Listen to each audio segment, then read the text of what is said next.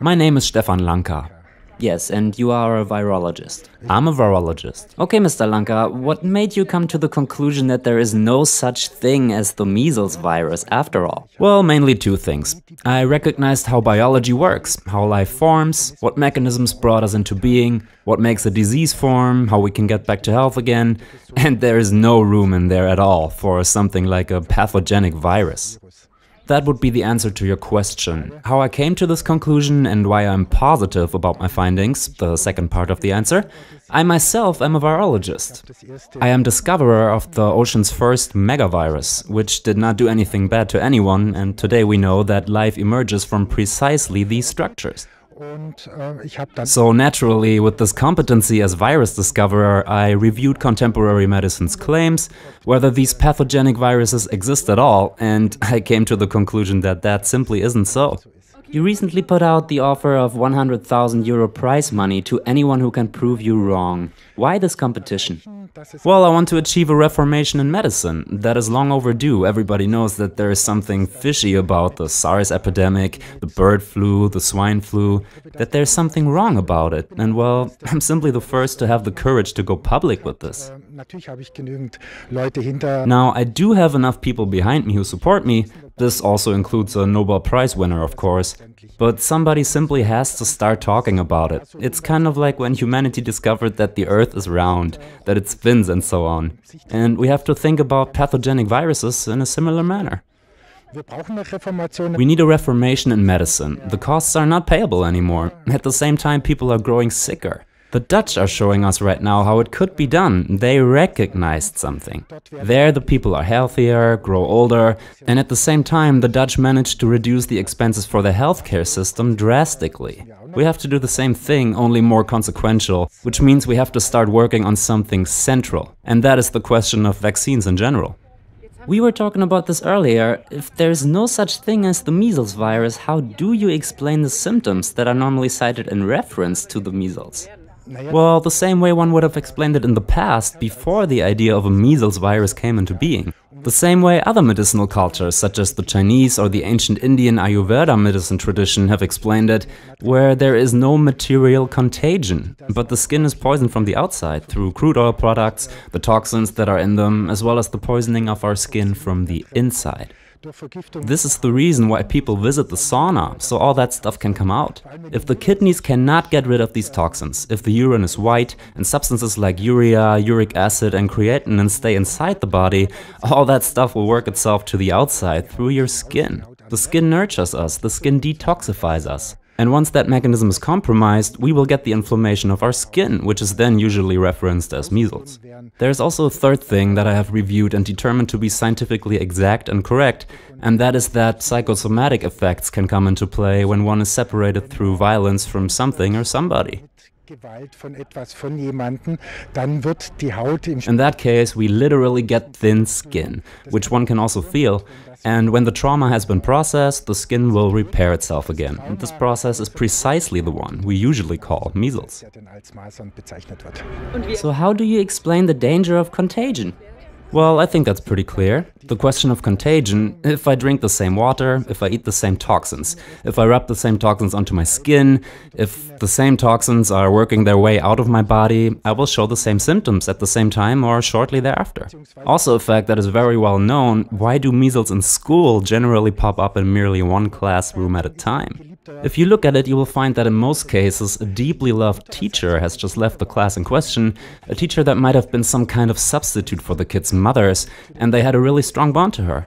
And then the strong contact suddenly breaks off. Well, once a new teacher comes in, she forms a new bond with the kids and they trust her, the skin will repair itself and we will see the measles emerge.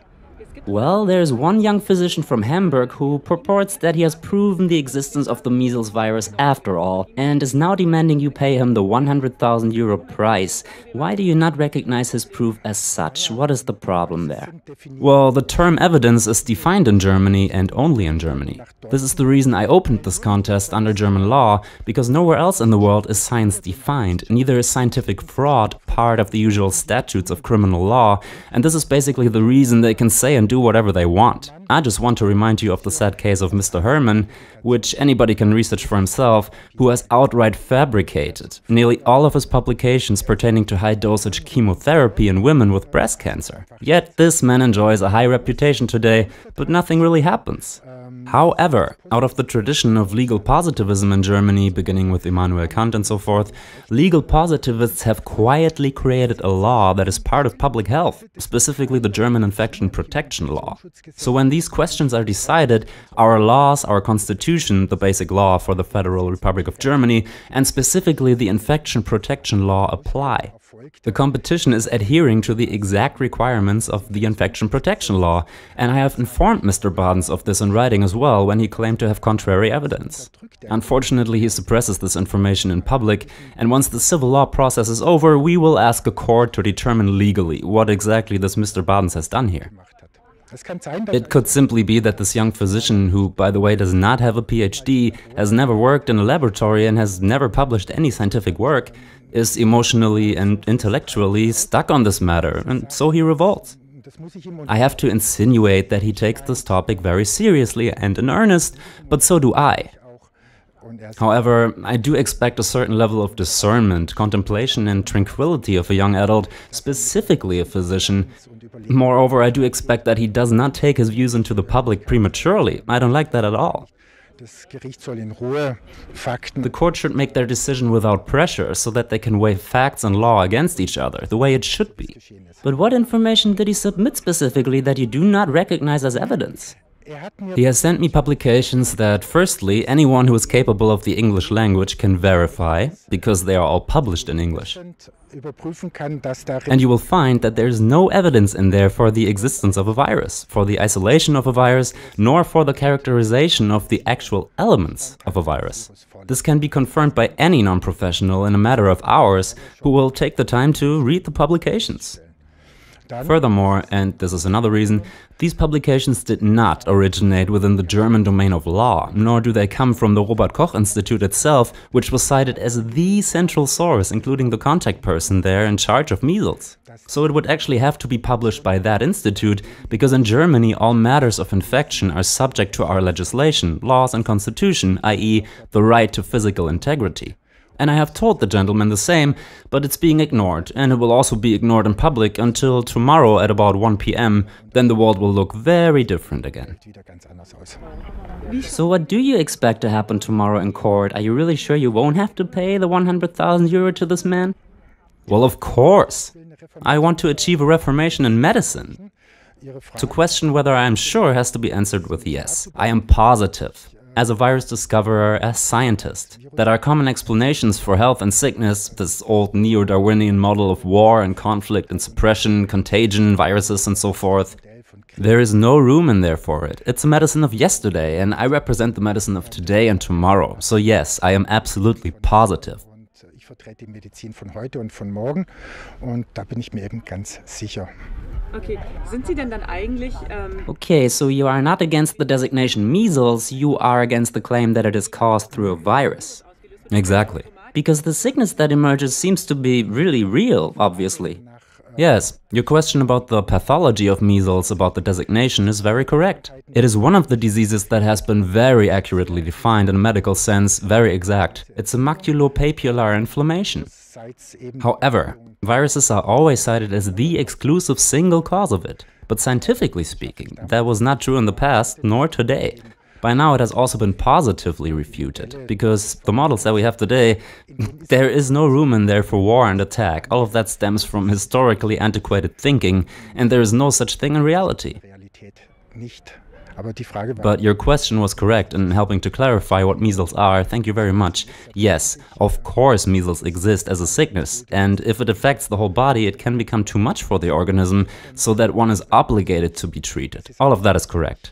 Thank you again for this clarification, because sometimes people claim that I would deny the symptoms or even the very existence of the disease. Okay, you're not doing that. I'm not doing that, you understood me very correctly. Right, so treating measles with antibiotics is not really your issue then, or is it? How do you think measles should be treated? Well, no, measles should generally not be treated with antibiotics, only many physicians do not know that and do it anyway. Officially, it is a viral disease. But those physicians who did not pay any attention, or older physicians, will simply treat it with antibiotics, which is even wrong according to our contemporary school medicine model and does not make any sense. And how should it be treated? Well, you have to look for the causes. The question cannot be answered in general. Any human will have individual causes. Is it a poisoning from the outside, from the inside? In what condition are the kidneys? This is always the most important thing to look for, just like within Chinese medicine. How are the kidneys doing? Because they tend to enlarge small symptoms tenfold. And what are the psychosomatic effects that contributed? All of this has to be looked at, and you will find the cause and hence the perfect therapy and treatment. Thank you for this interview.